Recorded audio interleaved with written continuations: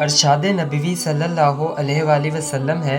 حضرت ابو ہریرہ رضی اللہ عنہ سے روایت ہے کہ آپ صلی اللہ علیہ وآلہ وسلم نے فرمایا، 3 لوگوں کی نہ نماز قبول ہوتی ہے اور نہ کوئی نیکی اوپر چڑھتی ہے۔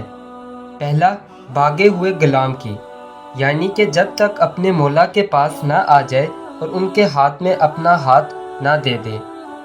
دوسرا، ایسی عورت جس سے اس کا شوہر ناراض ہو۔ تیسرا، اور مست شرابی کی، یعنی کہ جب تک شراب کا اثر ختم نہ ہو جائے۔ اس حدیث کے فائدے میں لکھتے ہیں، مرد عورت پر نگراں ہے اور عورت اس کے ماتحت ہے۔ خدا کے بعد عورت کے لیے شوہر ہی ہے۔ والدین کے حق پر شوہر کا حق غالب ہوگا۔ اگر مذہب میں کسی کو سجدہ تعظیمی کی اجازت ہوتی تو عورت کو ہوتی کہ وہ شوہر کو سجدہ کرے۔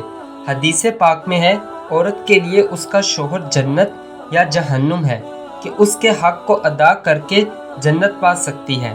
جس کا اتنا بڑا حق ہو، بھلا اس کو ناراض کیسے چھوڑا جا سکتا ہے؟ پھر خدا پاک نے جسے رفیق حیات بنایا ہو، زندگی بھر کا ساتھی اور معاون بنایا ہو، دنیاوی اعتبار سے جس کے بغیر گزارا نہیں، اس سے کیسے ناراض رکھا جا سکتا ہے؟ اس لیے اگر وہ کسی وجہ سے ناراض ہو جائے، وہ بھلا معقول وجہ کے ہی صحیح، تو اسے یوں ہی نہیں چھوڑ دیا جائے، بلکہ اسے خوش کرنے کی کوشش کی جائے۔ اس لیے شریعت نے تاکید کی کہ جب تک اسے راضی نہ کیا، ایسی عورت کی نہ نماز قبول ہوتی ہے اور نہ کوئی نیکی۔ اللہ پاک ہم سب کو اس حدیث کو سمجھنے کی اور اس پر عمل کرنے کی توفیق عطا فرمائے۔ آمین۔